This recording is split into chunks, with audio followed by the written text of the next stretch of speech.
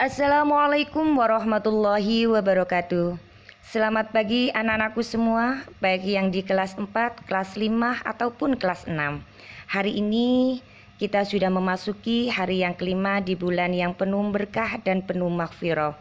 Semoga walau kondisi negara di dunia, termasuk negara kita Indonesia, masih berjuang untuk memutus rantai wabah COVID-19 ini, anak-anak tetap sehat walafiat dan tetap semangat semua.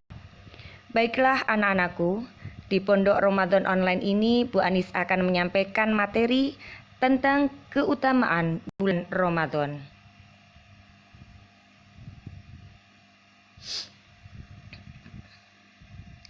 Dalil tentang kewajiban puasa Ramadan.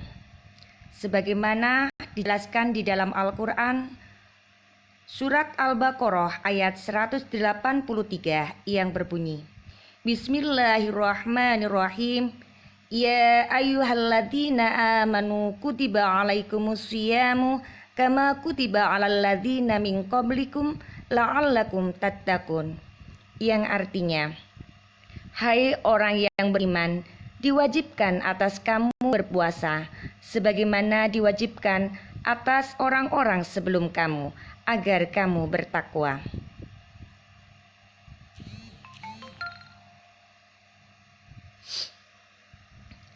Dasar tentang keutamaan bulan Ramadan juga terdapat di dalam hadis Nabi yang diriwayatkan oleh Ahmad dan An-Nasai, yang artinya Rasulullah Shallallahu Alaihi Wasallam memberikan kabar gembira kepada para sahabatnya dengan bersabda, telah datang kepadamu bulan Ramadan, bulan yang diberkahi oleh Allah Subhanahu wa Ta'ala, mewajibkan kepadamu puasa di dalamnya.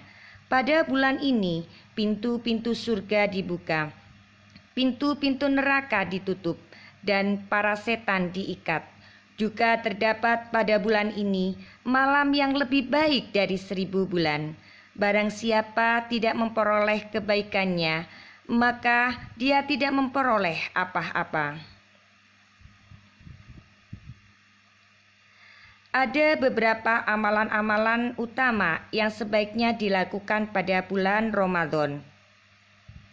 Yang pertama adalah puasa Ramadan. Sebagaimana hadis Nabi, man shoma ramadhana imanan wahtisaban ghufira lahu ma taqaddama min dzanbihi, rawahu Bukhari wa Muslim. Yang artinya, siapa yang berpuasa Ramadan dengan keimanan dan mengharap pahala, diampuni dosa-dosa yang telah lalu. Amalan yang kedua, sholat malam, dan termasuk di sini adalah sholat tarawih. Yang ketiga adalah sodako. Sodako di sini adalah sebaiknya adalah berupa makanan yang diberikan kepada sesama, terutama kepada orang-orang yang kelaparan. Yang keempat, membaca atau tadarus Al-Quran. Yang kelima, duduk di masjid hingga matahari terbit dengan berzikir di waktu setelah sholat subuh. Yang keenam, i'tikaf di 10 hari terakhir di bulan Ramadan. Amalan yang ketujuh, menghidupkan malam Lailatul Qadar. Yang kedelapan adalah melaksanakan umroh di bulan Ramadan. Karena pahala bagi seorang muslim yang melaksanakan umroh di bulan Ramadan menyerupai ibadah haji. Umrotan fi Ramadhana hajjatun. Umroh pada bulan Ramadan menyerupai haji. Yang 9 adalah menyegerakan berbuka dan mengakhirkan sahur. Yang terakhir adalah memperbanyak zikir, doa, dan istighfar. Keutamaan bulan Ramadan. Yang pertama, sholat yang 5 waktu satu Jumat ke Jumat berikutnya, dan satu Ramadan ke Ramadan berikutnya, menjadi penebus dosa yang dilakukan di antara keduanya, selama ia menjauhi dosa-dosa besar. Hadis ini diriwayatkan oleh Muslim. Keutamaan bulan Ramadan yang kedua. Sungguh rugi seseorang ketika namaku disebut di sampingnya, tetapi dia tidak bersolawat atasku. Sungguh rugi seseorang yang bertemu dengan Ramadan, lalu Ramadan itu berlalu darinya sebelum dosa-dosa dirinya diampuni. Dan sungguh rugi seseorang yang mendapat kedua orang tuanya dalam keadaan rentah, tetapi keduanya tetap menjadi sebab yang memasukkannya ke dalam surga. Rib'i berkata, aku tidak tahu kecuali dia berkata, atau salah satu dari kedua orang tuanya. Hadis diriwayatkan oleh Ahmad, At-Tirmidzi, Ibnu Huzaimah, dan Al-Hakim. Keutamaan bulan Ramadan yang ketiga. Jika Ramadan tiba, maka pintu-pintu langit dibukakan, pintu-pintu jahanam dikunci, dan setan-setan pun dibelenggu. Hadis ini diriwayatkan oleh Bukhari Muslim.